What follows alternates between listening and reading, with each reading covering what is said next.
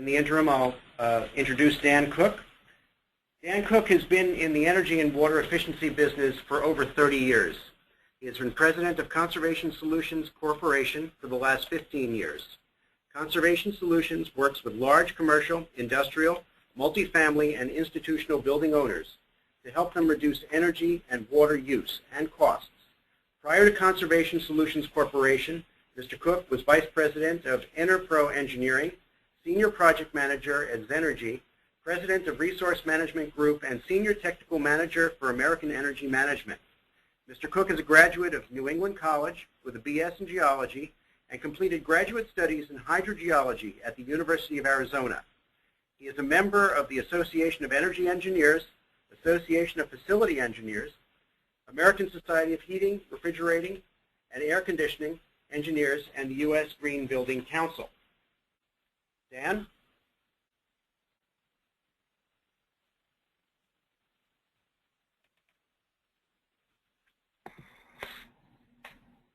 Dan Cook, are you on the line?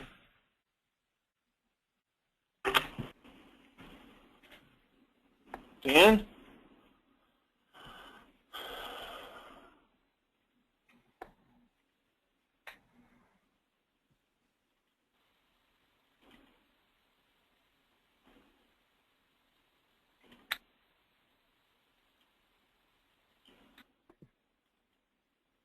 Can you hear me?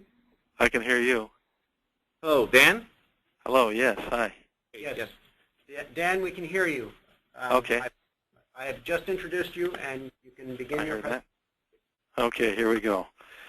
So, good afternoon, and thank you, Joe, and thanks to EPA Region 2 for the invitation to speak at this webinar. I'll start off by giving a big picture view of water issues, then move into some specific water efficiency things that we can do in the food sector. Next slide. This is slide number 2. Actually, back to slide number 2. Oh, sorry. There you go. Okay. Although our planet is covered with water, less than 1% of it is drinkable fresh water. And according to Fortune magazine, water promises to be the 21st century. In the 21st century, what oil was in the 20th century, the precious commodity that determines the wealth of nations. Next slide. We get much of our water from, maybe slide 3 actually. We get a lot of our water from lakes, rivers, and groundwater. And some groundwater aquifers are recharged by rain. There's also a significant amount of water coming from confined aquifers or fossil aquifers that don't recharge. So what happens when fossil aquifers, and these are some, you're actually a slide ahead of me there. Let's move back one, slide 4. So what happens when fossil aquifers are depleted in countries with large and growing populations? Next slide. There we go. This slide shows some of the countries that are feeling some of the serious water stresses: China, India, United States, Pakistan, Iran, and Mexico. Water tables are dropping in these countries that they're trying to feed their populations. And India and China represents about 38% of the world's population. And both used to be net exporters of food. Now they're net importers of food as their water tables drop. That means they're importing huge amounts of water. Water tables drop 6 to 9 feet per year in China's northern wheat-growing plains and 3 feet per year in India's breadbasket, Punjab. The Middle East is also particularly hard hit. Saudi Arabia expects to stop wheat production in 2016 when they've depleted their aquifers, and will be importing 15 million tons of wheat, rice, corn, and barley for its population of 30 million people. Saudi Arabia is the first country to announce how aquifer depletion will shrink its grain harvest. Next slide. Approximately 70% of the water we use is used to grow food, and it takes a lot of water to grow food. 250,000 gallons to grow a ton of wheat, 300,000 gallons to grow a ton of rice, 187,500 gallons to grow a ton of corn. And when countries import food, they also import significant amounts of water, as I said earlier. Next slide. This slide gives you an idea of how much water is required to serve customers in restaurants. It breaks down the cost of water per serving. Fruits and vegetables, as you can see, are relatively low water users, but a hamburger uses a huge amount of water, 4,000 to 18,000 gallons per hamburger. Look at coffee, 90 gallons for 1 cup of coffee. Even Coke and Pepsi use a lot of water to produce a 12-ounce drink, 37 gallons. You could be drinking the water from the tap. Wheat is also consumes about 12% of global water. Next slide.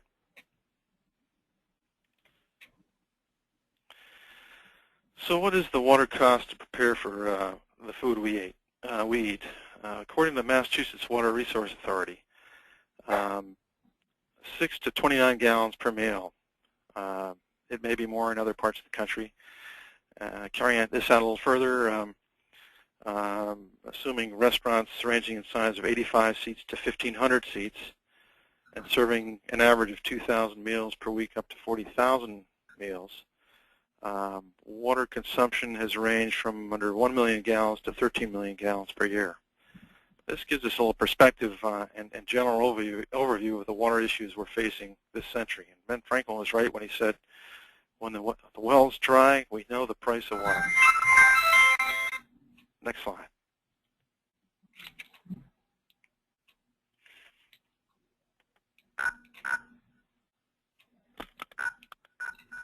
Okay.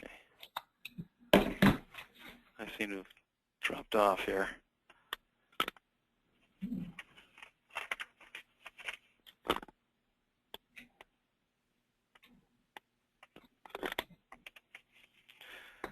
So what is I'm on slide 8 right now. So what is the water cost to prepare the food we, I've already talked about that. Let's see, slide 9. So what can we do to do in the food sector to conserve water and reduce operating costs? Water rates in parts of New England have risen more than 14% per year over the last 18 years. In some areas as much as 100% in one year in parts of the country. The UN estimates that 40% of the world population will be under high water alerts by 2050. So we know what water and sewer costs have been and will continue to, and they'll continue to go up. So how can we increase the profits without raising restaurant menu prices? As you'll see, many of the opportunities to reduce costs are inexpensive and will make your business more successful and profitable. Slide 10. I'm running a little bit blind on this, unfortunately. Water conservation does make a difference with short paybacks, lower energy costs, and lower operating costs. With costs increasing, we all need to take action. Slide 11. So what does it take? Investment-grade audits, in some cases customized engineering solutions, and then you want to get competitive pricing, and you want to do comprehensive projects. If you just do onesie-twosie, the short, low-hanging fruit type projects, you lose an opportunity to help have the smaller, quicker payback projects pay for the larger, more comprehensive projects. And you'll have a greater financial impact as a result.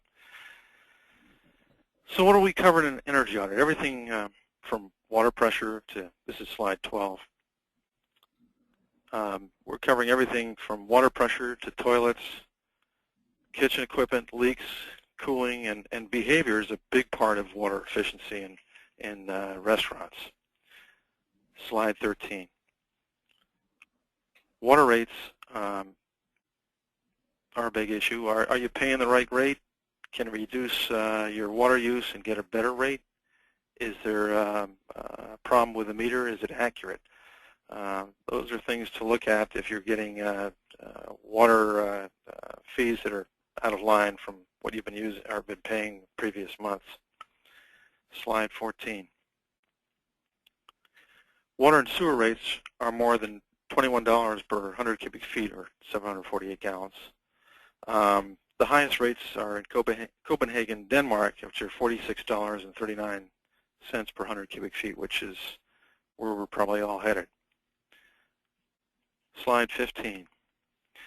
According to the Bureau of Labor Statistics, this graph shows the average water and sewer cost increases compared with the increases for all items in the Consumer Price Index between 1984 and 2008. Water and sewer costs are up over 300% in this time period, or over 12% per year, which is significant. Slide 16. If you don't know where you're using water in your restaurant, you may want to submeter water use. You can use remote meters that just wrap around your pipes and measure the water flow, or you can install a more permanent meter that would be soldered into place. You can read the meters daily, or preferably make charts and catch leaks before they show up on your utility bill. This helps target your investment in efficiency as well, and where you're going to get the biggest bang for your buck. Slide 17. We'll start with the bathrooms and then move on to the kitchen. The simplest water efficiency measure is to make sure that you have a half-gallon per minute faucet aerators in your bathrooms. Depending on what water and sewer rates you have in your area, this is a quick payback, usually with less than a 5-month returning your investment in less than 5 months, and about $7,700 returned over 10 years. You're not only getting water and sewer savings, but you're also reducing your energy costs to heat hot water. And I'm assuming 10 faucets and 400 uses per day per faucet, which is not a lot. Slide 18. If your restaurant is old, you may have older toilets that use as much as 3.5 gallons per flush. This measure doesn't get any energy savings unless there's hot water in the toilets, and we've seen that. And that's when the pipes get crossed and you're using hot water in your toilets. Still, even without hot water, you're getting a 22.1% return on investment, which is probably going to beat most investments in the stock market. Slide 19. Urinals. An interesting topic, at least for some of us. Lots going on here. There's a lot of options. The zero flush urinals are a visible way to show your customers you're going green. Our urinal could save up to 40,000 gallons a year, a couple of swimming pools. Usually a quick payback with about an 82% return on investment, about $9,300 in your pocket over 10 years. That doesn't look too bad. How do these things work? They either have a trap or a cartridge in the urinal with oil that floats on the urine to keep the odors from coming into the bathroom. You have to change the cartridge or clean the trap every month or so, so it takes some effort.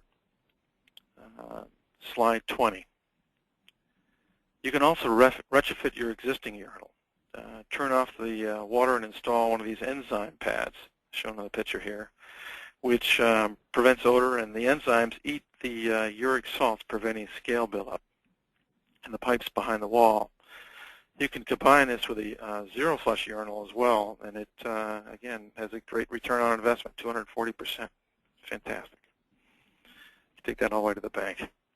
Some countries are requiring zero flush urinals, and you'll see more and more of these. Both these water efficiency measures save a lot of water. Next slide, slide 21. If you still want water in that urinal to flush a pint of pee, go with a 1.5 gallon per flush urinal, and cut use from 1 to 2 gallons per flush. Still a good payback. Urinals do leak, so urinals using water do leak. So you can get hammered with a high bill, and the payback may be greater. You don't want to use anything much less than a 1/2 gallon per flush, because the urine combines with water to form hard uric salt that can clog up your pipes. I've seen 2-inch pipes totally clogged solid with uric salts. So a half-gallon per flush urinal dilutes the water enough to keep or help prevent the uric salts from forming. Slide 22. Back to agriculture. Phosphorus is a major component of fertilizer, and without which fertilizer will be essentially useless. And without fertilizer, 2/3 of the world's population will starve because the earth cannot support our demands for food. So phosphorus comes from phosphite rock, and you can see most of the supply is in China and Morocco. And geologists estimate that there's about a 50 to 100 year supply. Next slide. So here's where the future of urine comes in. It's a great fertilizer, going to waste and costing municipalities huge amounts of money to treat at water treatment plants. So urine makes up about 1% of the wastewater, but represents about 50 to 80% of the nutrients that have to be removed at the wastewater treatment plants, which costs some municipalities as much as 30% of their total energy electric bill. Now, Sweden and Germany and some other countries have been developing urine collection systems so urine can be used as a fertilizer. There's even a pilot program in New York City to separate urine at the wastewater treatment plant there and sell it as a fertilizer. Slide 34 or 24. Gray water systems in restaurants may be a little tough, but it's a possibility. Some municipalities may allow it, where you take water from the sinks and use it in the toilets. You'd need to check with your plumbing codes about this option. Slide 25. Leaks. You want to fix them. You may need to SubMeter to find out where some leaks are occurring, but they are very expensive, as you can see in this chart. Next slide. Toilets are a common source of leaks, and toilets can waste 200 gallons per day. That's about 73,000 gallons per year, or $900 per year. And you should check for toilet leaks on a regular basis. And you can use a dye tablet or food coloring. You just drop it in the tab in the back of the tank, and if after about a half an hour the colored water shows up in the bowl of the tank, then you've got a leak and it needs to be fixed. The next slide. This slide I'll leave with you, but it basically shows where all the problems can occur in a toilet, and there's lots of things that can go wrong, and worn flapper, ball flapper, seats, etc. That may need to be replaced to fix those leaks. Next slide. There are also now toilets that don't leak. Niagara makes a good product, and you can also get products that let you know when you do have leaks by making a whistling sound that you can put in your toilets. But the toilets tend to be one of the larger water leak sources in most facilities. Next slide. I always love this statement by the past chairman of Perrier. He says, it struck me, all he had to do was to take water out of the ground and then sell it for more than the price of wine, milk, and for that matter, oil. And when you look at the cost of bottled water compared to the cost of tap water, you have to choke at the price of bottled water. If you sell bottled water in your restaurant, you may want to consider some other things. Next slide. Instead of selling plastic bottles with water, consider a refill station in your restaurant. It may bring in more customers and help make your restaurant more profitable. We have a serious problem with plastics, health issues, pollution, and impacts on wildlife. Next slide. Finally, we've made it to the kitchen, where there are lots of opportunities to reduce water use and energy use. First, the pan washers. This is a real simple one. Replace old pan washers that use as much as 3 gallons per minute with low flow 0.59 gallon per minute washers. These are just as effective as cleaning pots and pans and save huge amounts of money with a quick payback. Next slide, slide 32. The dishwasher is a big water user in the kitchen, and if you have an older dishwasher, you may want to take a look, closely look at replacing it with a newer, more efficient, energy and water efficient model. You can also retrofit existing dishwashers, changing out pre-wash spray fixtures to the minimum recommended by the manufacturer, and you can also consider a flow regulator to reduce the water flow in the dishwasher. You want to operate the dishwasher with full loads only, and that's a behavior measure, which again you've got to train your staff on. If you have a conveyor type dishwasher, you may want to make sure that the water flow stops when there's no dishes in the washer, and install a sensing arm wear gate to detect the presence of dishes that will shut the water off when there's no dishes. We look for as many ways to use water before it goes down the drain as part of our programs. We can use rinse water for dishwashers, from dishwashers for the garbage disposal or the scraper trough. Next slide, slide 33. Replacing the spray head fixture saved this hotel about 51,000 gallons per year, 277% return on investment. You don't have to think too hard about investing in something like that. Next slide, 34. Installing sensing gates at Anthony's Pier 4 in Boston resulted in a significant savings of with only a $200 investment. The system's paid for itself in less than 6 months and will save about $24,900 over 10 years, assuming energy, water, and sewer prices stay the same. So you do a lot better than that in the end. Slide 35.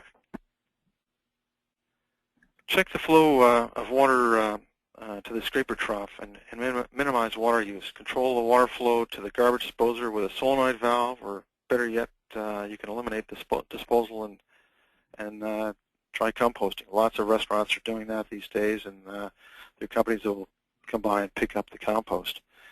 Another approach, the Seaport Hotel, and lots of hotels around the country, or dozens anyway, are using what's called this BioX system that diverts about, in their case, they diverted about 53 tons of organic waste per year from the landfill. And it uses microorganisms to break down food material in anaerobic digestion and biodegrades the food, leaving trace amounts of CO2 and water. Food matters digested prior to putrefaction and prior to production of methane. The liquid is removed and transported to sanitary sewers and treated at the wastewater treatment plant. Interesting technology that basically converts waste to water instead of filling up landfills. Slide 36. Behavior is one of the key components to a successful water conservation program in restaurants. You can put up posters to remind staff of these simple water efficiency measures, and we have long lists of behavior measures in our training programs for folks in restaurants and hotels. Wash the dishes with a full load. Wash veggies in a tub, not under running water. Don't thaw food under running water. Thaw in a walk-in refrigerator. The refrigerator works less, and so on. Slide 37. Ice machines. If you have water-cooled ice machines, replace them with air-cooled units. There's big savings and a quick payback there. Fairly costly in some cases, but it generally has a very quick payback. Same with once-through refrigeration units, air conditioning units, using temperature controls and recirculating chilled water loops is a good solution there. Slide 38 is a case study here of a Hilltop Steakhouse where they spent about $27,000 to retrofit 3 water-cooled refrigerators and 2 ice machines that were once through cooling systems. With they replaced them with a chilled water recirculation loop, and the project saved about 5.3 million gallons and about $26,500 in the first year. Slide 39. You can use the heat off your refrigeration system to heat the domestic hot water or install solar water heating systems. There's a lot of utilities and state incentive programs for energy efficiency and installing solar water heating and solar electric systems, for that matter. Take advantage of them. I can't emphasize that enough. Hawaii currently requires all new buildings to use solar water heating, and I think that's going to probably be spreading across the country here. In large facilities, you may want to look at the opportunity to install cogeneration, produce electricity and heat at the same time. That's probably more for hotels, maybe with a pool and a heat sinks opportunity. Slide 40. Larger facilities that may be combined with hotels need cooling, and if you have a water-cooled evaporative condenser or cooling tower chiller system, you can save a tremendous amount of water by using a chemical-free water treatment system. A 500-ton system will use about 3.2 million gallons, and about 2.5 million gallons is going up in evaporation. About 756,000 gallons goes down the drain as blowdown to prevent scaling, and that water, if it's not treated with chemicals, can be reused in plenty of other applications. Significant amount of water. Typically, these cooling towers use lots of hazardous chemicals such as chlorine, bromine, isothiazolene, and glutaharide, and others to control bacteria, calcium scale, and biofilm and corrosion. Next slide, slide 41.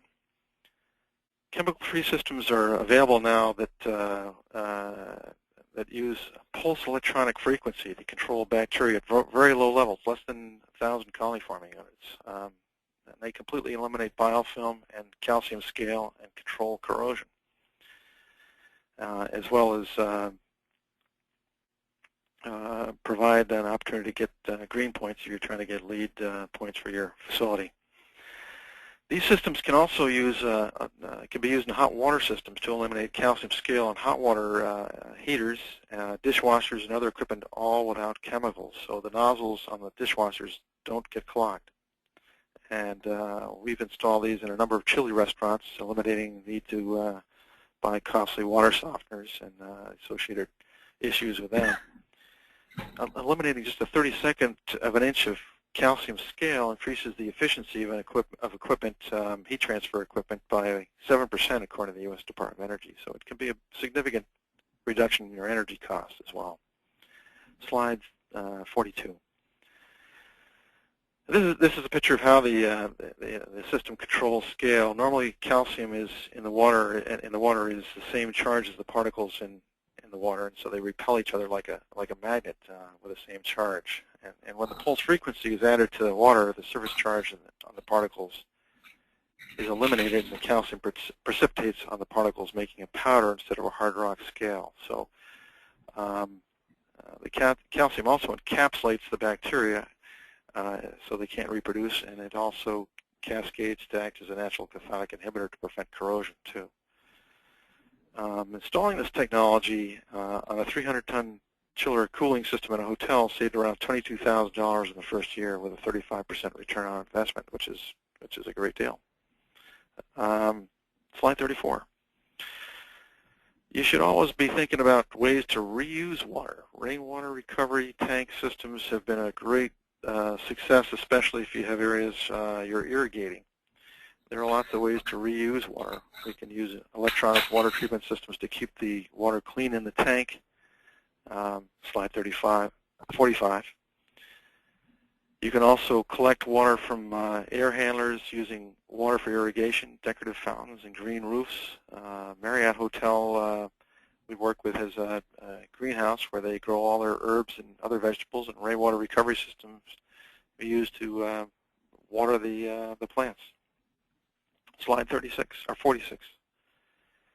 Now I get irritated when I see sprinkler systems running on timers when it's raining outside. If you have irrigation requirements, look to use drip irrigation as a very efficient way to irrigate. Secondary uses of water, such as rainwater recovery systems, where they make sense. Also consider gray water. Satellite-based irrigation systems prevent overwatering by as much as 50%. And they have a good payback. You may want to think about your planting. Xeriscaping or growing plants that are not water hogs is particularly important on the irrigation side of things. Slide 47. So do you know where you get your electricity? The source of electricity we use makes a big difference in the amount of water we use. Look at this chart showing water intensity of power generation. Electricity from pulverized coal and nuclear, as well as natural gas from hydrofracking, use large amounts of water. Solar and water use virtually no water. We can make choices as to where our energy comes from, and you can broadcast your what you're doing with your customers using posters, articles, and newsletters. Slide 48. Wind energy is the fastest growing source of electricity in the U.S., and you can also consider putting a wind turbine or solar PV panels on the roof of your restaurant to make an even bigger statement. Again, advertising that to your customers. Slide 49. Water awareness will probably have one of the largest impacts on controlling water. And back to slide 48. You can see that's a turbine that actually does work well in low wind speed, turbulent wind on flat rooftops in urban environments. So there are wind technologies which use a small amount of space that produce a fair amount of electricity. Slide 49. Water awareness will probably have one of the largest impacts on controlling water in your restaurant. Management support is really important. Establish a water and energy awareness program.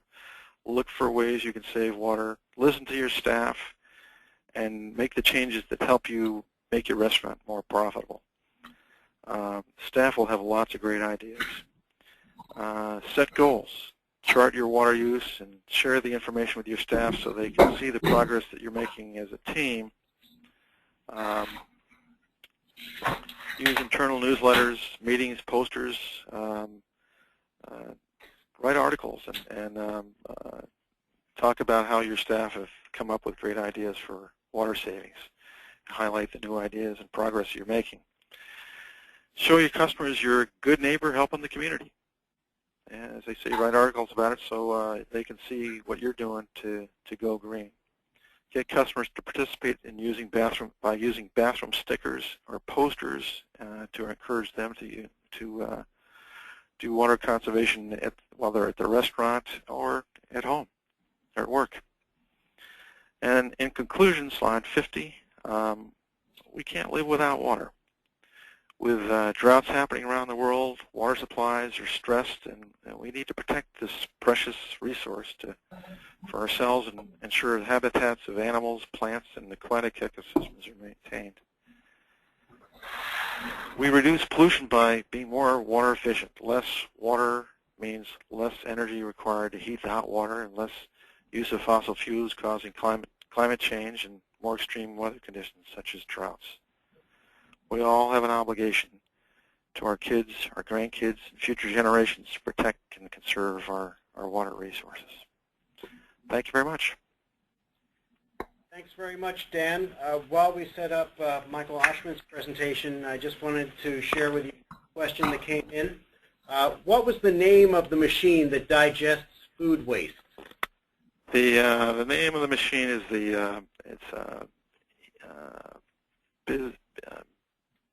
Biz Easy, I think it is. It's let me look that up again. I can't remember offhand what it is. It's